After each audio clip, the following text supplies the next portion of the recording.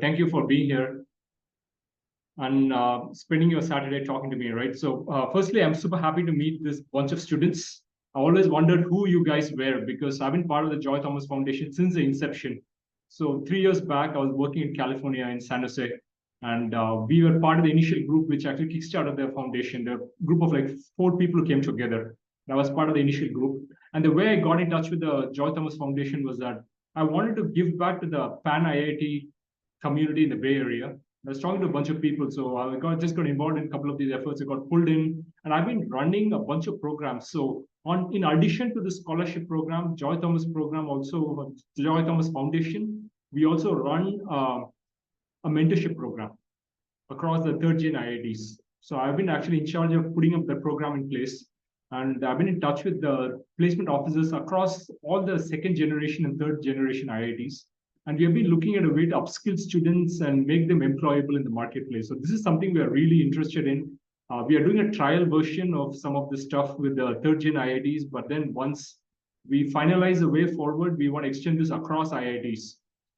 So I see that there are a bunch of students of IIT Madras. So I've been in touch with the CDC professor of IIT Madras, and one of the conversations you've had is how do you upskill students? Even at IIT Madras, there are huge problems which need to be solved. So that's a quick brief about some of the work I'm doing. So can I maybe get a good feel of the students who are present here? So in the message in your chat box, can you just message me quickly in terms of have you done an internship so far?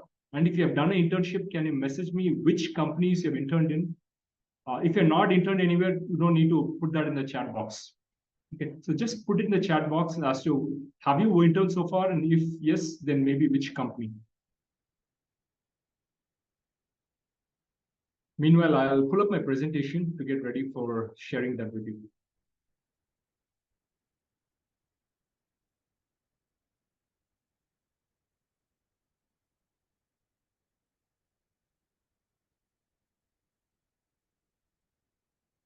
Hey guys, nobody done any internship so far? Not a single person? So I'm looking at the chat box, there's probably nothing out there. Okay. Five of them have done their internships, Mr. Vinod. Okay, yeah. I see one. Yeah, Deepak is one. Himanshi, please. Yes, sir. I'm writing. Yes. Okay.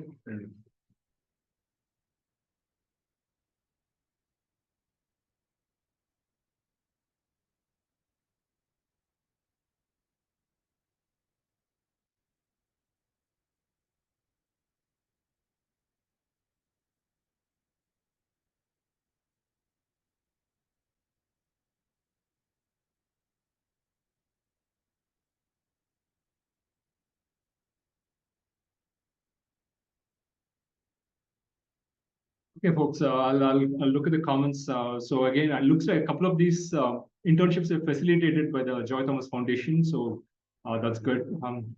What I'm going to talk about today is going to be interesting for students. And this is one of the reasons why I wanted to be here, because all of you are probably in your third year. You're just beginning your third year. And there has been a lot of work done around this concept of preparing for jobs and internships. And when I talk to students, whether it be the first generation IITs, whether it be IIT Madras, whether it be IIT Kharagpur, and so on, I think the most common thought which a student has is that the placement officer will help me find a job, right? This is really where they're coming from. And through maybe for the next 20 minutes, maybe next 25 minutes, I want to talk about how the world of recruiting is very, very different from the world of academic studies. Okay, so we'll talk a little bit about how do you prepare for interviews, and this information you're going to gain today will help you not just for your internship search and for your job search, but I think you will also learn the basics of how interviews work. So this will help you even when you are looking for your 5th job in the workplace, your 10th job, maybe 15 years later, 20 years later, you should remember what I'm telling you, okay? So I think the biggest takeaway from this is we're going to learn a bunch of new topics you've never heard of, and the world of recruiting and HR works very differently in ways you are never aware of. So we'll touch on a bunch of these things. Okay. So anyway, you know that I'm running a website called careerbuilder.app. I'm doing it with a bunch of IIT students who are helping us create this website. I'm also working as adjunct professor at IIT Palakkad, and one of the things I do is work with the Career Development Center of different institutions. have a YouTube channel called Career Board. I strongly recommend that you guys check it out. So we have a couple of conversations with a lot of placement officers from IITs, from NITs, students from different colleges. We've put up a lot of stuff out there. I think it's really helpful. Based on some of the comments I've got, I think students are benefiting from it. So do check it up if you get some chance. There's also a community called Tech Career Board on LinkedIn. So join that community and you can always ask me questions even there. So today I'm going to cover a bunch of these topics. What are the different types of interviews you can expect? Point number one. We'll also talk about the STAR framework. And I think maybe a couple of you guys understand what I'm talking about the STAR framework, but if not, this is probably the biggest takeaway from today's conversation. What is STAR and how do you guys prepare for the STAR type of interviews? We'll talk about building confidence, answering tough questions, and how you can talk about your strengths in the interview process, and a bunch of other topics. I will leave maybe 20 minutes to half an hour for questions. So if you have any questions, feel free to ask me, follow up, and so on. And even if you guys have comments about the Joy Thomas Foundation, how it's working, or how you would like it to work better or closely with you, feel free to share the data with me. I'll be happy to take it back to the Joy Thomas Foundation. Let's maybe jump into the different types of interviews. So I've been working in the space of interviewing students for close to 15 years. And I have been an interviewer at companies like Samsung. So when Samsung Electronics came to, I used to work in Korea in their headquarters. And I organized the first recruiting drive for Samsung across Indian universities. So we went to different IITs. I had a chance to come to IIT Kharagpur, Delhi, and so on. So I have a pretty good sense of what the different types of interviews are. And we'll talk about what these are and how you can prepare for it. Okay. So first of all, the most important type of interviews are behavioral interviews. It's also called STAR interviews. And most of these questions talk about what have you done in your past, in the last 3-4 years, to get ready and build the job skills as required by the company. So that's the purpose of behavioral interviews. You will also sometimes face something called a panel interview, where there's a panel of judges who talk to each student. It's very uncommon. It doesn't happen that way nowadays.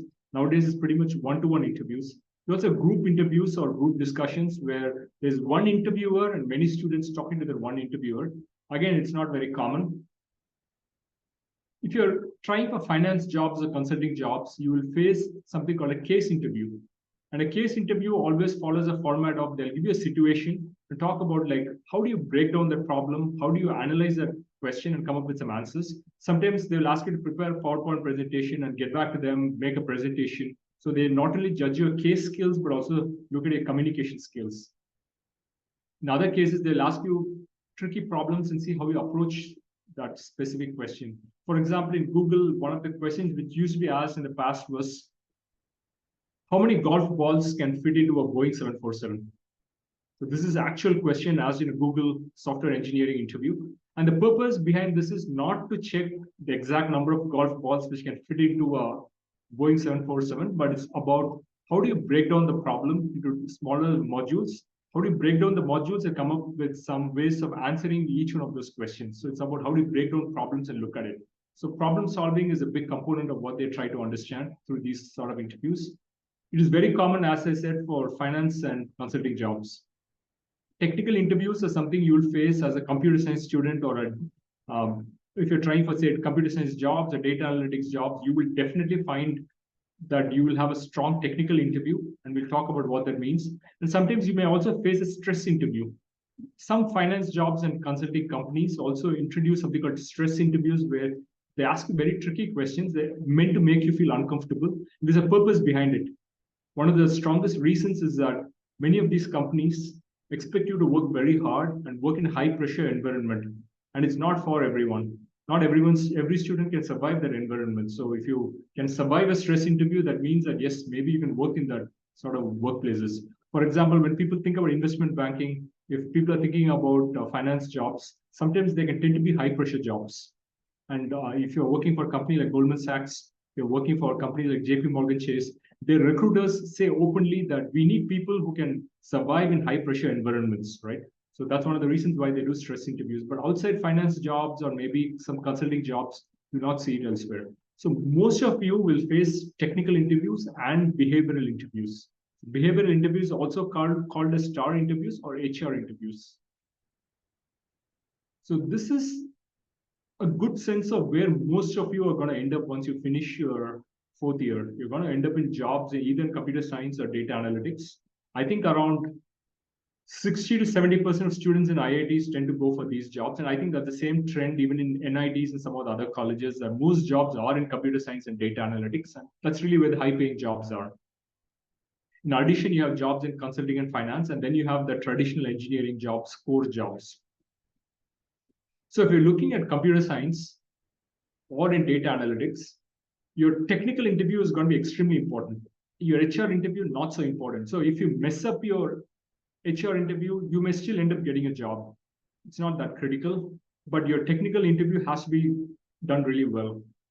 On the other hand, when you're looking at, say, a consulting job or a finance jobs, you're not expected to have much of technical skills. In the sense, like they'll ask you some basic questions of, do you understand cases? Do you understand how to break down problems?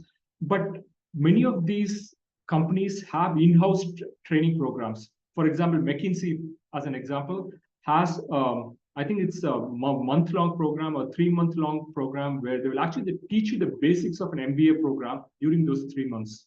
They'll teach you in and out of a business school during 3 months of intense studies. And the idea behind these programs is that a lot of the business skills required to do well in a workplace can actually be taught. This is something you can learn after joining the job. But what you cannot learn are the skills around teamwork, communication, and how do you answer questions which link to your people skills and communication skills.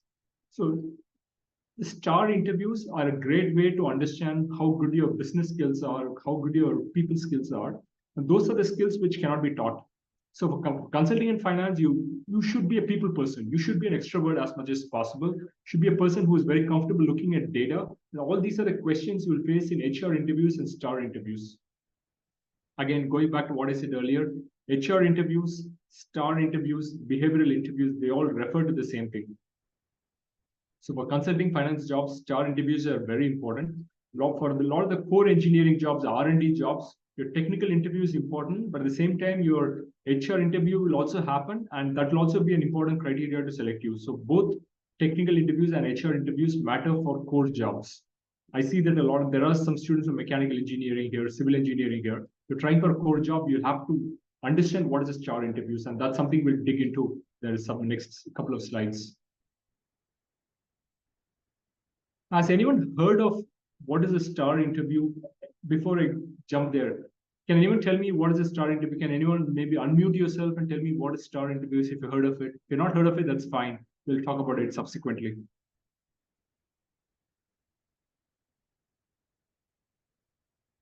Folks, anyone heard of STAR interviews and what that means? It's almost like a quiz. Yeah. I'm not seeing anything from any response from students, and it's understandable, right? You're pretty early in terms of your internship search. Remember this, guys, even 20 years later, you'll be facing STAR interviews. So please remember what this means. It means situation, task, actions, results. It's meant to measure your skills and competencies required for the job. It's a way to ask a common question. So all interviewers are going to ask you the same question and listen to your STAR answer. And they'll evaluate your answers using a certain rubric. And I'll also show you what the rubric looks like. So those are STAR interviews. And to dig deeper, let's look at what are STAR interviews in terms of when you give an answer to any question using the STAR framework, you always have to begin with the situation, or talk about the task given to you, also discuss the actions you took to resolve the problem, and what is the impact of your actions. So these really are the 4 components of STAR.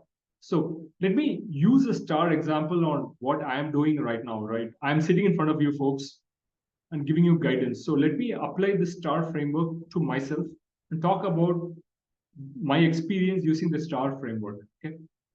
So let me talk about the situation. So the situation is basically what brings me here, what makes you sit in front of you students. Likewise, you are going to be sitting in front of the interviewer and be telling the interviewer the reason why you are in front of the interviewer in the first place. So in my case, I was talking to the FFE Foundation, and we are having a conversation with Rajeshwari and team, and they basically mentioned that there are a bunch of scholars who are interested in getting upskilled, understanding what's required in the workplace to help find the best internships and best jobs. So that was the situation I entered in. The task given to me is it possible for me to come up with some sort of training program for the students? And I basically focused on two separate topics. One is the interviewing skills, the other one is the resume building skills.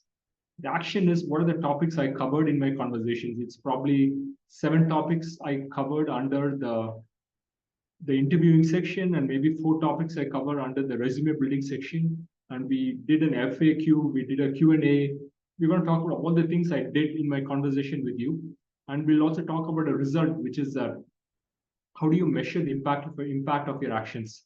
So this is a metric I should use to say whether I did a good job or a bad job. And that can be, for example, maybe a satisfaction survey which you sent to your students and you gave me a rating of 3 out of 5 in terms of the impact I created, right? So these are ways to measure impact.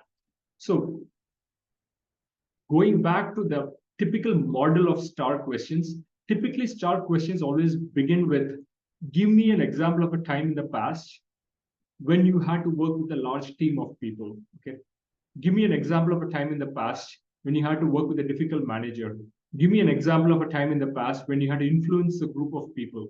Give me an example of the time in the past when you faced a difficult problem and how did you solve it? Give me an example of a time in the past when you had to lead a team. So these are all classic questions we get in the interview process. So these are the STAR questions. And whenever you answer these questions, you always have to frame it in a way of saying that, what was the situation? And when you're talking about situation, it can be any situation, right? Whether if you've done an internship, a work internship, if you've worked on a project under a professor, if you have worked on some sort of uh, a study project along with your team members, been involved in a position of responsibility in your college. It can be, for example, you're a cultural secretary head, or maybe you're acting as a mess secretary. There are all these experiences you have, right? And say, for example, let's pick up this example of you being a mess secretary and taking care of the mess in your college. You can talk about like, what was the situation before you became a mess secretary, right? So that's the situation which was happening before you stepped in. The task is, what are the tasks given to you by your immediate manager or your professor? The professor maybe gave you some tasks of improving the food quality in the mess. Maybe they wanted you to come up with a way to identify the problems being faced by the students. They also wanted you to be a liaison between the people working inside the mess and the students outside. So these are the tasks given to you. Action is, what did you do? What did you do as a mess secretary? For example, did you do some daily satisfaction survey to measure what was happening in the mess? Did you talk to the people working in the mess and come up with tables around what was going to be created for the menu? And did you display that to the students? And did you maybe collect feedback from students around what is some of the food they want in the mess? So these are the actions you did in your day-to-day job. And the final part is going to be the results, which is about, were you a good mess secretary or a bad mess secretary? And the answer cannot be that I think I was a good mess secretary, right? That's not a good answer. You have to give independent data points to say why you think you did a good job. It can be, for example, the amount of feedback you got from students. Maybe a lot of students walked up to you saying, hey, the food being served has improved dramatically. Maybe you did a satisfaction survey and you got good feedback. Maybe the people working in the mess wrote you a letter saying that they had a very good experience working with you. So all these examples of people telling you something comprises the results. Okay, so these are the 4 components of the STAR interview process. So interestingly, this is one feedback I got from an IIT Madras student when I was doing a workshop with IIT Madras 2 years back.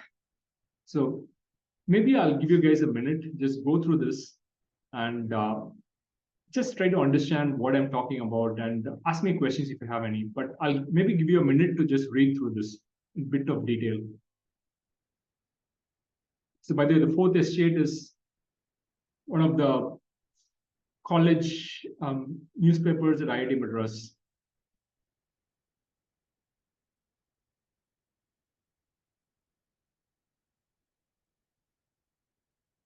So I'll give you guys a minute, just go through this to give you a sense of what situation, task, actions, and results mean, especially when you're talking about something you've done within your college.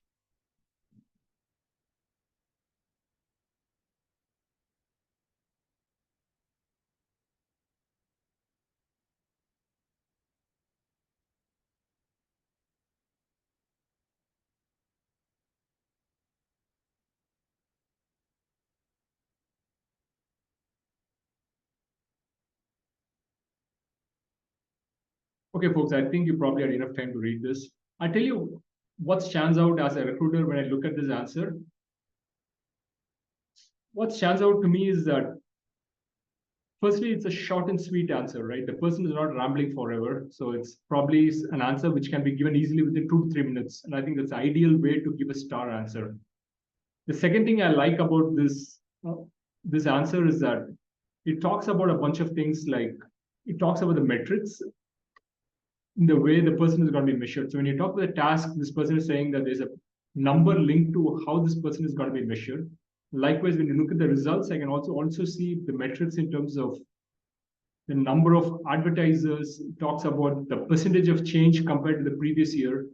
And when you read all these things, the number one thought which comes to your mind is that this is not the way anybody talks to your friends or anybody else. So the language of interviews is very different from regular conversations. What that also means is that if you really want to give a good star answer during the interview process, you have to rehearse for it and you have to practice for it. Okay, so the more you practice, the better your answers are going to look like. So I think that's probably the biggest takeaway when you look at preparing for star interviews and being ready with the answers yourselves. Any questions from anyone about these slides or anything I've mentioned so far? Feel free to unmute yourself and ask me questions, okay?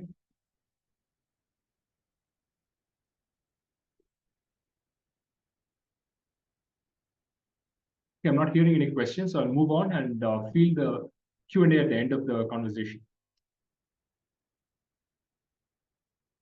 Okay, so I'm now going to give you some very important tips, and I think they're very helpful to you as you begin your internship search and later on when you do your job search. Okay, the most important thing you can do to get ready for jobs is that identifying the job skills in the job description. So whenever you're applying for any job in any company, remember that you'll have to look at what is the job description for that job. For example, let's pick up an example here, right? Like, for example, Deepak Sai here is trying for a job in, say, Tata Motors. And Deepak wants to work as a production engineer at Tata Motors, right? And Tata Motors has come for the internship season and is trying to recruit people. So what Deepak should be doing is you should go to the career section of Tata Motors, go to their website, go to the career section, and under the career section, there'll always be a place to search for jobs. So Deepak types production engineer in the search button and then looks for all the job descriptions of production engineers. And you will see a bunch of job descriptions which turn up. So you download the suitable job description and look at it in detail and ask yourself, where are the skills? Hold on, let me see if there's a comments here. Yeah. Mr. Vinod, that was me because I see. Yeah, I somehow feel they're very quiet today. They're usually not like this. Yeah. So I'm sure they'll ask you questions a bit later. Sorry. Definitely. Yeah, I think it's a complex topic. Maybe they're just trying to understand, like, what am I trying to talk to them? So makes sense. Okay. Okay. So let's again go back to the example of Deepak, right? Saying that Deepak wants to try for Tata Motors. He goes to the career section of Tata Motors website, searches for production engineer in the career section, sees a couple of job descriptions, downloads the job descriptions. Under each job description, there's always a section called skills. And go to the skills section and ask yourself, do I have those skills as required by the company? And that can be a mix of technical skills, business skills, and people skills. And you have to ask yourself, do you have those skills? Because if you don't have those skills, maybe you're not the right fit for the job. And if you do not have the skills, the question is then how will you convince the recruiter that you have those skills? So if you can do this work, one of your legs is already across the threshold, right? You're already inside the company because you've already done a much better job than all your friends. So first thing I would say, even when you're doing an undergrad program, MS program, MBA program, the same rules apply, that you have to download the job description, whichever company you're interested in, right? It can be McKinsey, it can be Boston Consulting Group, it can be Goldman Sachs, it can be Tata Motors, whatever, right? Identify the job descriptions. And I'll also share a database of star questions with you. As soon as the session gets over, Rajeshwari is going to send you this database. So look at this star database of questions and identify what is the link between the questions in the database and the skills as defined in the job description. And ask yourself, if I'm asked this question in the interview process, how will I answer that question? What sort of examples am I going to tell the interviewer? Create a list of these answers, write it down on a piece of paper, and then practice these answers. And that's really the way you get through a STAR interview process, is that doing the homework and doing a lot of practice. Now I'll spend more time talking about this in terms of what this means. Any questions? Let me again pause here. Is it making sense? I'm talking a lot of complex topics with you. Maybe you've never heard of STAR, and I'm taking you into a deep dive of what's the STAR process is. Any thoughts or any questions as you listen to me talk? Has anyone faced STAR interview so far? Does this resonate with you?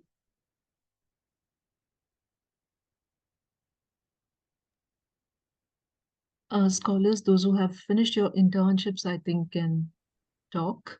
Himanshi, Shrelikita, Arun, Deepak, and Rohini. Yes.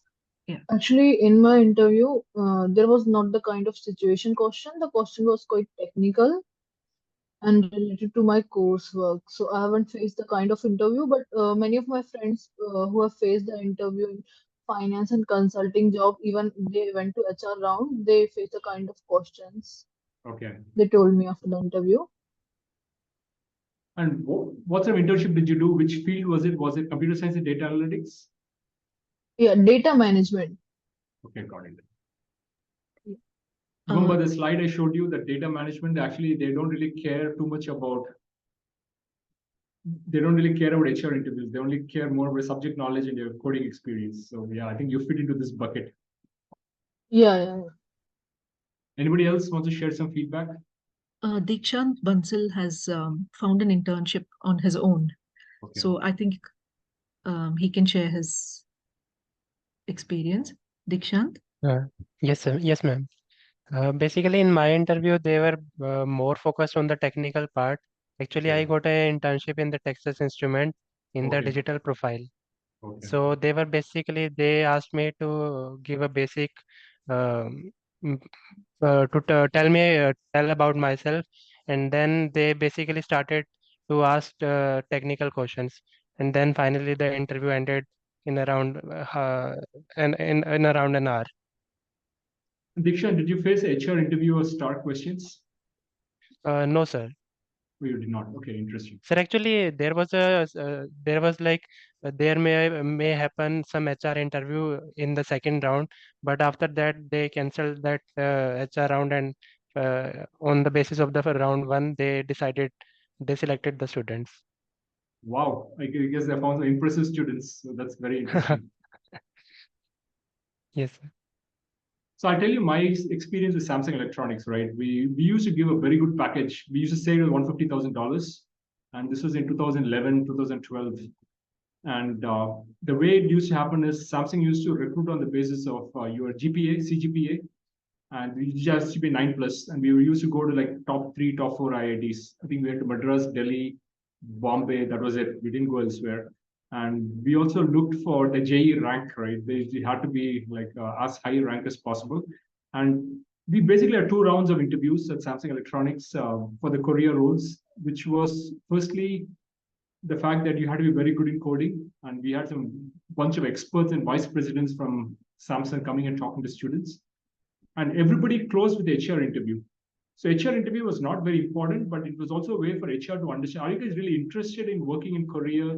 Are you interested in working in Samsung? So we're trying to understand the reasons why the persons were interested in the company. And if you had some red flags, like for example, if you thought that the student may not join Samsung, may go for further studies, then HR could step in and say, okay, maybe we should give this person an offer. So this is how we used to manage the process at Samsung Electronics. But I get a good sense that maybe some of you have done these interviews and understand how this works. Okay, so I'm gonna share a database of STAR questions with you, and like I said, it is always gonna follow the same format of give me an example of a time in the past when you had to show so and so skill, and that skill typically comes from the job description. So by looking at the job description in the company career website, you can do 2 things. One is that you can use the skills as defined in the job description on your resume, and that's the easy way for you to get shortlisted by the recruiters. So use the same words in the way it is described in the job description. Put that on your resume. There's a very high chance that you will get selected for the resume screening process. The second way it will help you is you can actually look at the job description, identify skills, and then begin to prepare STAR questions based on those skills. And there's a high chance, there's a 90% chance that the questions you... Folks, can you mute yourself if you don't mind? Okay.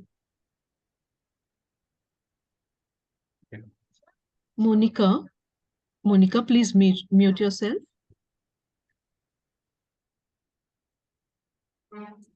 So I was saying that the second advantage of looking at these skills is that you can then go back and create questions. So those are the same HR questions, the STAR questions you'll face in the interview process. And by actually looking at the skills in advance, you can even predict what questions will come at you in the interview process. And if you can predict the questions, you can actually prepare the answers in advance. And the answers you give will be much better than everyone else, right? So that's the way you get selected. So for example, I'll give you a good reason why you guys should prepare a lot. I heard that in IIT Roorkee this year, American Express came for the recruiting process. 800 students applied to American Express, and they ended up selecting one student. So what does that mean is that the recruiters can be as selective as they want to be. So you have to do everything possible within your power to practice for interviews well in advance. And the most practiced person, the person who's the most well prepared, stands the highest chance of getting these jobs. Okay, so how do you get better at interviews, right? Again, you'll face this when you're doing an internship job search, or even when you're doing a full-time job search. Firstly is knowing what to expect. So going back to what I mentioned earlier, look at the job description on the career website, look at the skills, and prepare for those questions based on the skills. And that is what you will face in interview process. So know what to expect. The second thing is to do a lot of hard work, which is practicing with your friends and family. So giving an answer to a recruiter is not easy, right? Because you're talking in a way, this example of giving a STAR answer is not the way two people talk to each other. No two ordinary people will talk to each other in this format, right? So the way to answer interviews is very different from the way people converse. So practice with your friends and family. For example, tell your siblings, for example, if your brother or sister, ask them to come on Zoom and ask you a couple of questions and begin to practice answering these questions. So the questions your sister is asking you can be in the format of, give me an example of a time when you had to show leadership skills. So if you face a question, what sort of examples are you going to tell the recruiter, right? Practice writing down on a piece of paper, use a STAR framework, and practice answering these questions live in front of people. So if you don't have family helping you out, go to your friends, get together in a small room, ask your friends the questions, wait for their answers, and then wait for them to ask you questions and practice answers. And this happens all the time. So I'll give you a tip. So I was doing my MBA in the US. And when I was doing my MBA, this is the number one thing people used to do to get ready for interviews is they're doing something called a mock interview. So you would call alumni to come over and do mock interviews. You'd go to friends and ask them to do mock interviews with us. We'll go and ask our seniors to do mock interviews. And that's really how the more and more you practice, the better you become.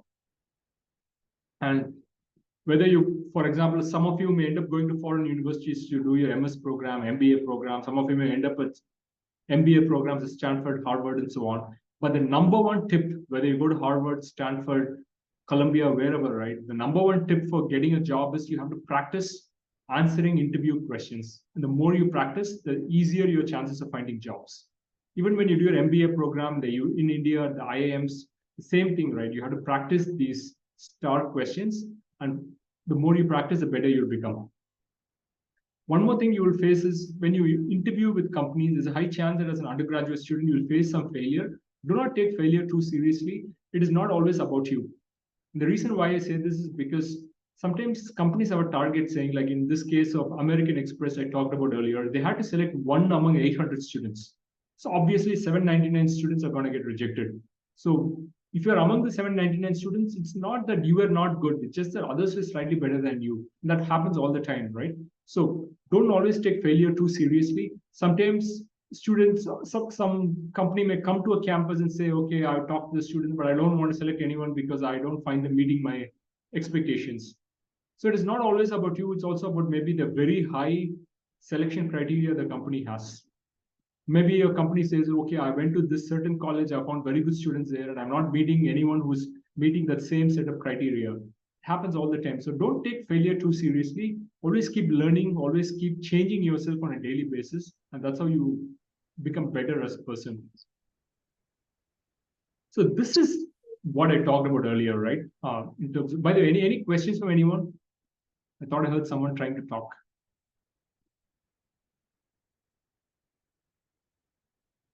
Okay, if not, I'll just move on. We talked about the STAR database, right? So I'm going to share with you. So this is something which Ms. Rajeshwari is also going to share with you as we finish this conversation. But I'm going to share with you 30 questions based on certain topics. So the first topic is about teamwork. You can face a bunch of questions under this category, whether you're facing core jobs, whether you're facing finance jobs, whether you're facing consulting jobs, there's a high chance that you'll get one of these questions.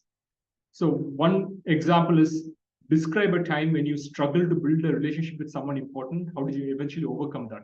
Now, this is a very specific, targeted question. So imagine that I'm an interviewer and you're sitting in front of me and I'm asking you this question, right? This is a very tough question to answer. If you've never seen this question ever in your life, this is the first time you're hearing about this, there's no way you can give me a good answer. This is why I say that practice for these questions in detail. Take down a piece of paper, list down each question, and under each question, write down like what is the situation I'm going to talk about, what is the action I'm going to talk about, what is the results I'm going to talk about. So use a STAR framework and write down 2 to 3 bullet points around each subheading, and that's the way you practice. So when I was doing my MBA in the US, right, this is what I used to do before facing the interviews. And I would actually take a book, write down each of these questions at the top of each page. And in each page, I would write down situation, task, actions, results, 2 to 3 bullet points under each one of these sections. It has to be about one specific incident, and write that down. Before every interview process, for example, when I did my interviews at Google, when I did my interviews at Amazon, the way I used to practice for interviews is half an hour before the interviews begin, I take up the notebook, go through each one of the 30 pages, the 30 questions, quickly go through what is the example I'm going to tell the recruiter if I'm asked this question, and what will I talk under the different categories, right? So quickly go through all the 30 pages, and I'll probably finish this within, say, 10, 15 minutes. And when the interviewer actually asks me the questions, there's a very high chance that the question they ask me is going to be very closely linked to some of the questions which is already out here. And then I give them a very good answer because I already prepped for it. I've given them an answer which ticks each one of those situation, task, actions, results box. And that's really the way you end up impressing a recruiter. So this is the bucket one, which is about teamwork. The second bucket is about customer focus. There are 5 questions here. Let's pick up one of these questions, right?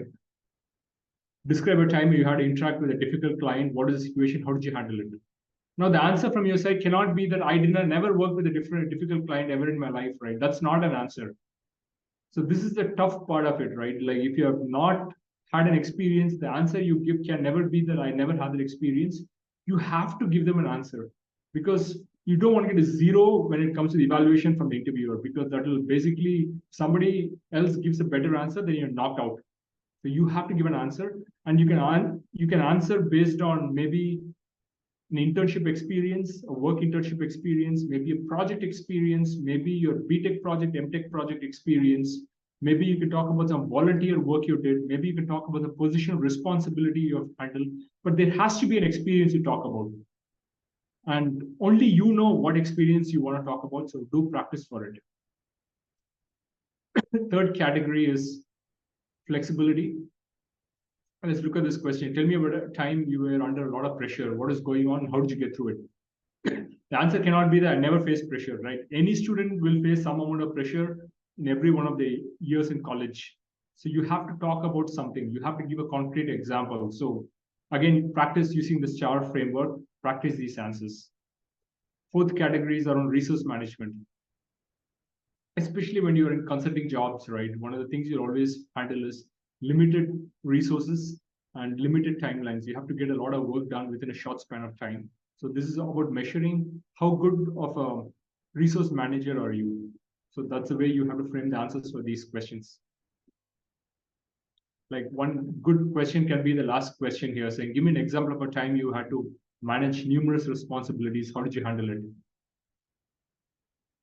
The fifth category called communications. There's a very good chance you will face one question under this. It doesn't matter which sector you are in, which jobs you're going to target, because every company you're working with requires you to have good teamwork skills and also for you to have good communication skills. This is a way for them to understand how good a communicator are you. And if you have some showstoppers in terms of some problems in your approach, that's what they're trying to judge. Okay, so what's happening off late is that the number of students applying for computer science jobs has gone up dramatically, especially this year. What's been happening in the job market is many big companies have frozen the recruiting process. For example, Google, Amazon, Facebook, they've stopped recruiting, which also means that there's a lot more pressure in terms of the number of students already prepped for many of these jobs. Many students from core engineering branches who are also trying for computer science jobs, they're trying for data analytics jobs, and they all want to get these jobs. So technical skills alone will not count anymore. So when you guys are applying for your internships in the end of your third year or full-time jobs at the end of your fourth year, it's very important to have good communication skills on top of your technical skills. So do not underestimate the amount of importance which your communication skills have. So practice, and we'll talk about how to improve your communication skills if you have time in the end. And again, this last point is about motivation. How do you prove your motivation in the workplace? So these are the 6 categories of questions you will face in any interview process. And I personally recommend that you write all of this down and practice your star answers for each one of these questions. Okay. And every situation I face, so for example, even 2 months back, I had a student from Arizona State University reach out to me saying, this person was not able to get through interviews and facing a lot of struggle. What should that person do to get a job? And I really recommended 2 things. One is to improve the quality of the resume. The second thing was to prepare for STAR questions. The person did a lot of honest hard work and ended up with multiple offers within a couple of weeks of following my advice. And I think that that's an easy way for you to crack interviews. This is a feedback which nobody's going to talk about. Nobody in HR ever talks to students from this perspective. So the earlier you understand this and practice for it, I think the easier your internship search and your job search process will be. All these questions are going to be sent to you, so you don't need to write any of this down. Let's maybe move on to a couple of questions in terms of what I've faced in the past. How do you answer tough questions? This is a common query I get from students. If you face a very difficult question, you have no idea how to answer it, I would say that try to move on from that question as quick as possible. Avoid getting stuck in that answer. A classic example I would give is that there was a time when I was interviewed by Colgate once, and Colgate Palmolive, and they asked me a very difficult question about something I did in the workplace, and I really couldn't answer that question. I got confused, I forgot the numbers, and I kept trying to answer, right?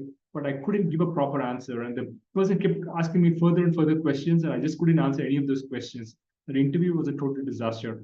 So I would say the number one tip, if you, for example, if you don't know the answer to any of one of the STAR questions, I would say that quickly move on from the topic and say, okay, let's maybe move on to the next topic. Tell the interviewer that let's move on to the next question, right? Say something like, hey, I cannot think of the answer to this question. My mind is blanked out, but let's move on to the next question, right? Try to move on. And the faster you move on, the better the impression management is going to be. The other way to minimize the tough questions you're going to get is if you practice in terms of looking at the job description, identifying the skills required, there's a very low chance that you'll ever get a difficult question because all the questions they will ask you has to be linked back to the job description and the skills. By chance you're surprised, I would say that just be very confident, try not to act surprised, and just say, hey, I don't know, and move on.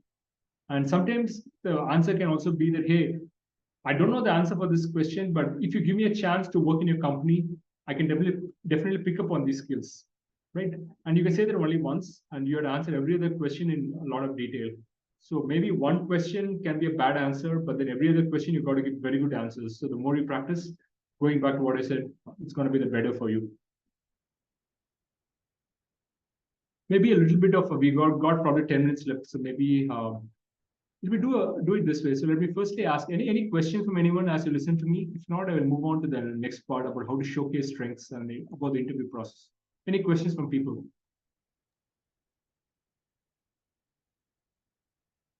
Rohan, Tanuja, Sri Likita, I think you all should ask questions. Sri Likita?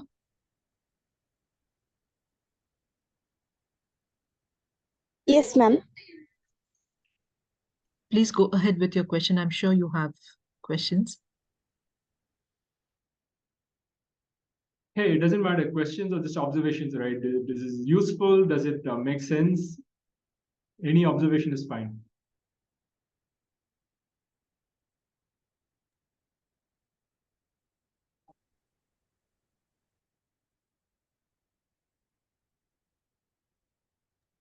Okay, sir, what happens like if you skip the tough question and they just say that we'll come to that at last, kind of. Yeah, I think that's possible. That's a good way to put it, Yashwant. Sometimes you can tell them that, hey, if you get a really tough question, you don't know an answer, you can say, hey, let's come back to it later. That's a very good way to put it too. Mostly Okay. what happens is that they probably have a target to ask you 6 questions. And most interviews, they're always hard pressed for time, right? They always run out of time. So it's a tricky way, right? You basically say, I'll come back to it. That's a very interesting thing. I've not thought about it, but that's a great way to push it off a later. And by the time they finish the other questions, they're out of time. They don't have time to go back to the earlier question. So that's possible. Yeah, That's yeah. a good way to answer it. Yeah. Smart answer. Okay, folks, let me maybe jump on. Any other questions? Otherwise, I'll jump to the next part about how to impress the interviewers and recruiters.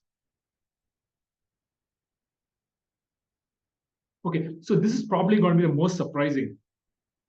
So I think most of students have a thought process that if you do your job, interviewers will select you, right? They're trying to be as fair as possible. So what I'm trying to tell you right now is the job of an interviewer is not to get the best possible person out there in the market, because identifying the best person typically takes a lot of time. Most of the recruiters have a very short window available to them to recruit students. So for example, for most recruiters, what happens is during the resume shortlisting phase, they have like 500 applicants and they have to select the top 10 applicants. So the initial phase of resume shortlisting is all about elimination. They're looking for some reason to eliminate you. They'll probably spend 5 seconds on your resume and reject it if within 5-10 seconds they're going to reject your resume and not get into details, because it's all about elimination. When you get to an interview process, the odds are slightly in your favor, because in an interview process, your chances of getting through an interview is probably around 30%. So if you've got to the stage of an interview, that means that the company really wants to talk to you. It's between 30 to 40% the chances of you getting through an interview. So the chances of you getting to the resume shortlisting is probably around 1 to 2%, but the chances of you getting through an interview is probably around 30 to 40%. In spite of that number, there are still certain things recruiters always look for. Okay, and this is some easy tips for all of you students. First thing first is recruiters look very importantly at body language. So what that means is that when you're sitting in front of a recruiter, do a bunch of things. One is that try not to slouch too much or bend forward too much, right? Just try to keep erect spine as much as possible. Try not to lean too much in either direction, front, backwards, or to the sides. Open your hands and have open gestures when you speak, because it makes you look more confident and at ease. So you also want to paint a picture of confidence, and that's easily conveyed by having open hand gestures the way I'm showing it to you guys. Also moving your hands a lot when you talk, right? That also creates a pretty confident impression. What you should not be doing is crossing your hands, not recommended. Crossing your legs, again, not recommended, because it makes you look introvertish and inward focused. And that's not the best of ways to recruit a company looking for a consultant or a person to work in finance, right? That's not the way you are supposed to come across. So some easy tips. A lot of recruiters and respondents also reject candidates who appear very arrogant. All of you are taking up a full-time job for the first time in your career. And what is most important in most jobs is the ability to learn. Once you look arrogant, that means that you will not learn in the workplace. So try never to appear arrogant in front of a recruiter. Be appropriately dressed. I would always say it's better to be overdressed than underdressed. So that means that please wear your blazers, please wear a tie if possible. Do not think that, hey, it's a company where I can just put my jeans and t-shirt and walk over. Your chance of getting through is going to be minimal. So if you look professionally dressed, you will also appear more confident to the interviewer. And I think being confident will always work in your favor. try not to have a very low voice when you talk to a recruiter. Try to at least improve your loudness by a little bit, right? When you talk to a recruiter, try to be one pitch more loud than you normally are. Try to smile when you meet the recruiter for the first time. These are easy ways to impress a recruiter. Imagine that you're on a date with the recruiter, right? Like, how do you impress a person, right? Just have a big smile. Just feel very comfortable. That's very important. Try to look at the eyes when you talk to them. Try not to look down, look to the sides. If you don't make eye contact, that can also be viewed very negatively. And we talked about not crossing your arms. Typically, most recruiters, this is again a bit surprising, but within maybe 1 minute, 1.5 minutes, they make up their mind whether they want to select you or not. And they spend the next, if it's a half an hour interview, right, they spend the next 29 minutes just trying to justify the initial assumption. So they decide to select you, they will spend the next 29 minutes finding a reason to select you. That if they decide not to select you, there's try to find a lot of reasons not to select you. So try to make a favorable impression the first 1 to 2 minutes. And we talked about some of the other factors. So I'm not going to talk about networking because I think we are running a little short on time here. But if you look at it later, if you have time and ask me questions, maybe tomorrow, I'll send over these slides to you. How to negotiate job offers, probably that's also not required right now because I think we are just more focused on the actual interview process. So I'm going to stop here. Any questions from folks as you listen to me talk?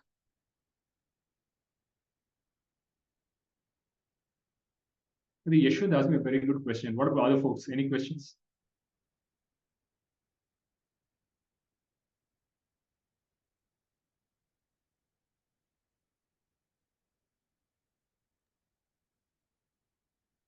The second years also, you can ask as many questions as you want. Please don't hesitate.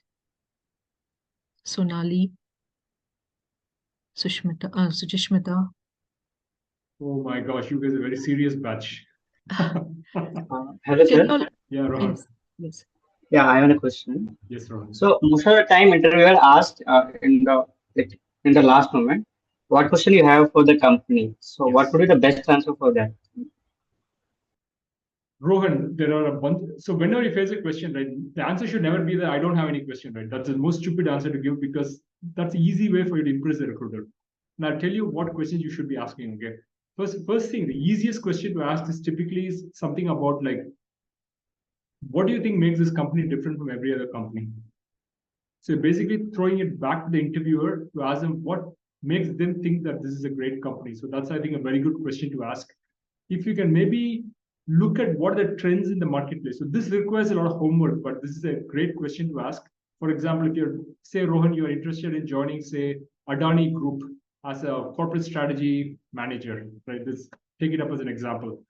If you've been tracking Adani for the past 6 months, you probably know what's happening to Adani Group. What are some of the problems they're encountering? What are some of the ways they're resolving those problems? And then you basically create a question from your end, which is customized to what the company is going through.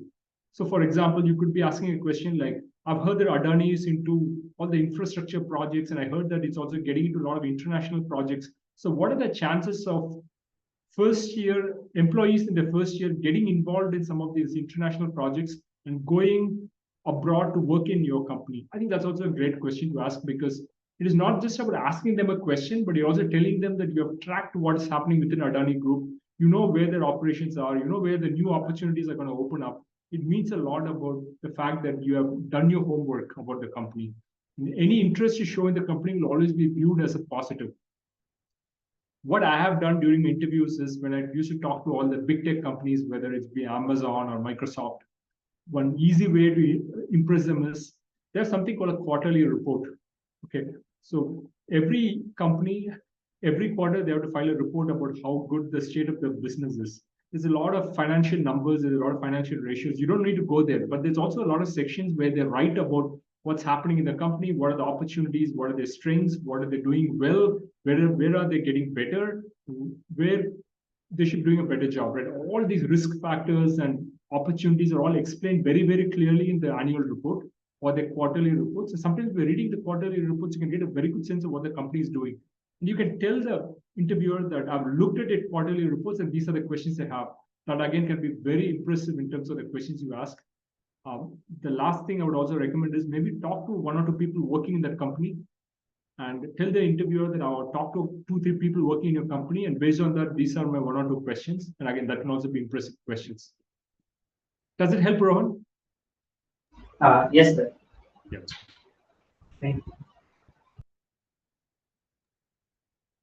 Who's going next?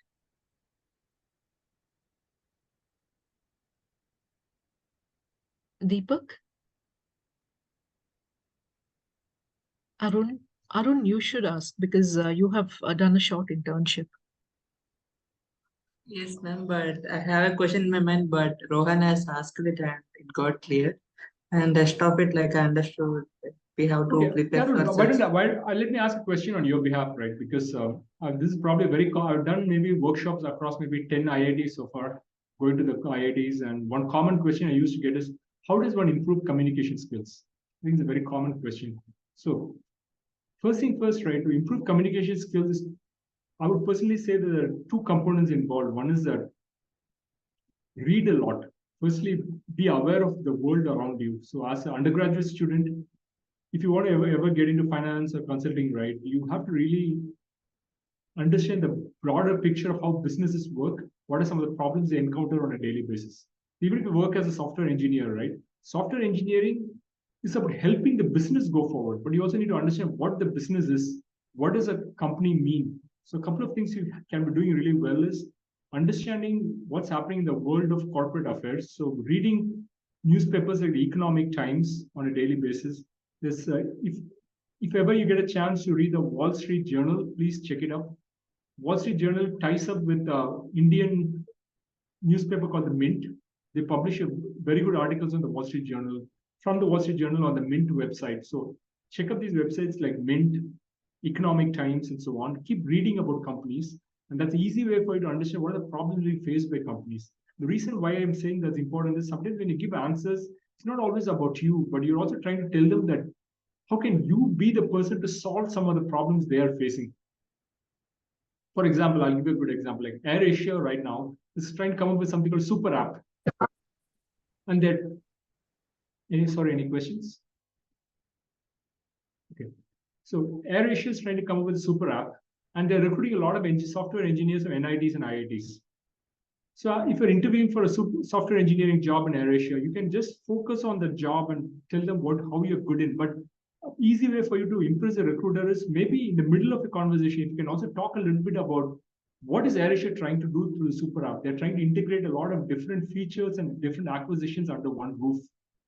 And if you can talk about what are some of the big picture problems and how you can be the person who can also come in and solve some of the problems on behalf of the company, that can look very impressive. So even if you're a first-year employee and if you really don't have the right skill sets to assume a managerial role, the fact that you have that enthusiasm from your end and you know so much about the company, so much in advance, will paint a very favorable impression. So firstly, gathering a lot of knowledge will help you give better answers and be more confident about the company. That's point number 1. Point number 2 is back to what I said earlier, practice. Practice as much as possible. Practice for interviews, practice with your friends, practice with your colleagues, practice with your siblings or even your parents, right? Practice as much as possible. And the more and more you practice, the better you become. And it doesn't matter, for example, how you speak. Some people from maybe different, say, maybe it could be people from Hindi medium, for example. There could be people from, say, Tamil medium who are studying in IITs or NITs. And maybe their command over the language is different. So an interviewer doesn't care how you talk. They only care about what you're talking about. So if you talk differently, but you're talking a lot of sense, the recruiter will be very, very impressed. And that's the easy way to impress the recruiter. So you always want, whenever you speak something, think about what you're talking and make sure that whenever you talk, you're conveying something about you through what you're telling the recruiter or interviewer. So you follow some of these tips, I think you can leave a very favorable impression, not just during a job search process in undergrad, but also later on in your life, right? Every sentence you talk, think of yourself as an opportunity for you to sell yourself to the interviewer. So you are a salesman selling yourself to the interviewer. So choose words carefully, think about what you're saying, and paint yourself in a favorable light. And these are easy ways to impress recruiters.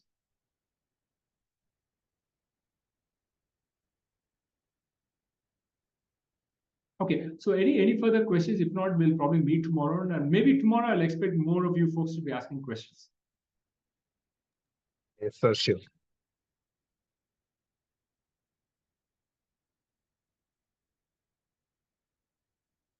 If somebody is not comfortable asking questions, you can also type it down in the chat box. Okay.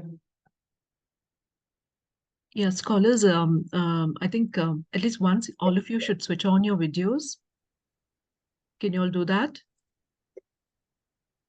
For a short while. Mr. Vinod, should we have a picture together Yes, please. Love of it. this? Yes. Yes, we should. We should. Sonali, yeah. Rajesh, let me know. I can also, if you can send me something, or I can put it up on the Joy Thomas Foundation LinkedIn page. I'm also admin Yes, for the yes. page. Yeah. Yeah, I think we should use for that. And yeah. Rohan, your face is not very clear. Yashwant, Dikshant, Suchishmita, Monica.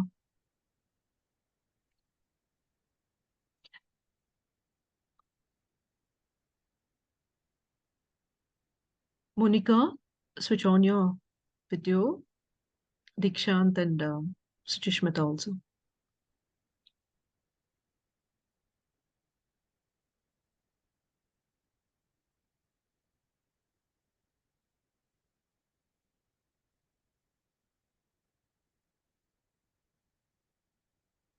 Okay, that's fine, Suchishmita. Dikshant and Monica.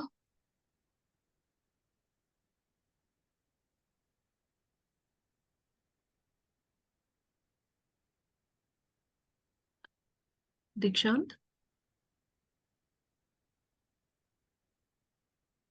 Kuntal, you're able to switch on your video.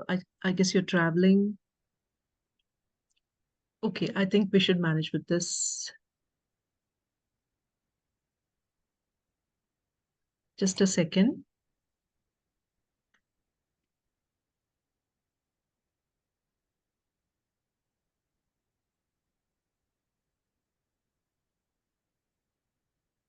Yeah, thank you. Hey everyone, thanks so much. It's a pleasure talking to you on a Saturday evening. We'll catch up again tomorrow. We'll talk a little bit about resume, like tips on improving your resume. And I'll again give you a perspective from an HR recruiter in terms of what are we looking for. That's very different from what you guys typically put on your resumes. Okay, happy to talk to everyone tomorrow. Sorry. So Rajesh, I'll send over slides today. Please circulate to them so they can have maybe look at the slides and let me know if there are further questions. Yes. We'll follow up again tomorrow.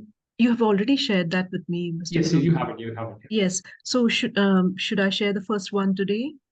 You can, because I think there's a First bunch of PPT? things there. I would love Yes. to reflect on it if possible. Yes. Yes. And the second one I'm supposed to share tomorrow, right? Yes, after the sessions. After the session. Okay, I'll do that. Yeah. Can we wrap up? Yeah, today? and folks, add me on LinkedIn. I would love to be in touch with you folks. If you have questions, I would love to get you connected with a lot of people working in JDF, a lot of volunteers, professors, and people with very senior positions in the industry, part of the JDF Foundation. So get in touch with me on LinkedIn. Search for my name, Vinod Arvind Dakshin on LinkedIn. Happy to be in touch with you, help you expand your network to the larger community. And if you want to reach out to specific people, I'll also help you there. Okay, so be in touch. Thanks. I've actually posted a message for them yesterday saying, they should follow you, and also maybe can you tell them a little about your newsletter for which they can subscribe? Yeah. So folks, I just write a lot of interesting stuff for both employees and for students to help them understand what the job market is and what are some of the problems you will face when you're entering the job market, and how do you get around it? Like, how do you upskill? What sort of skills are there to be picked up?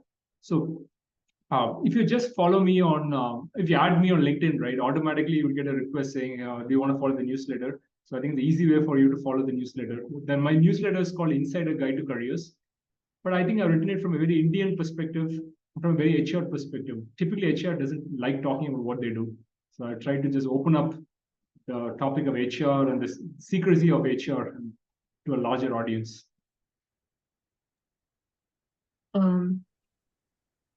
So, scholars, I may want you to stay back for 1 minute. because I've not shared the link for tomorrow's call with you, so I'll just tell you about that. And Mr. Vinod, thank you once again. Awesome. Thank you so much. See you tomorrow morning. And on behalf of FFE senior management and the team, I extend my sincere gratitude to you. Thank you so much for your time and for this opportunity for our scholars. We are proud of this partnership. Fantastic meeting the scholars, and thank you so much, Ms. Rajeshwari, for staying back on a Saturday night. That's all right. Thank you, sir. Thanks, Thank you, everybody. sir. Bye-bye. Cheers. Thank you so much. Thank you, sir. See you tomorrow. Bye-bye. Yeah. Yeah. Scholars, please stay back. I have not shared the Zoom call link with all of you for tomorrow. I'm going to do that now.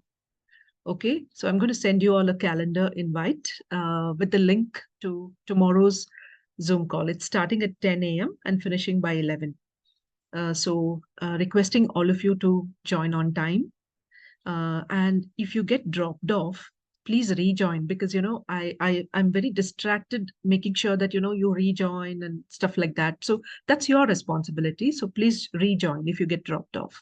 So join on time tomorrow. See you all tomorrow at 10 a.m. Yeah, and please ask more questions. Please try to keep your videos on. Otherwise it doesn't look good. So keep your videos on. All right. Ask questions. See you all tomorrow. Bye. Yeah, ma'am. Bye. Bye. Bye, ma'am. Thank you. Bye. Thank you. Good night. Thank you, ma'am. Thank you. Good night.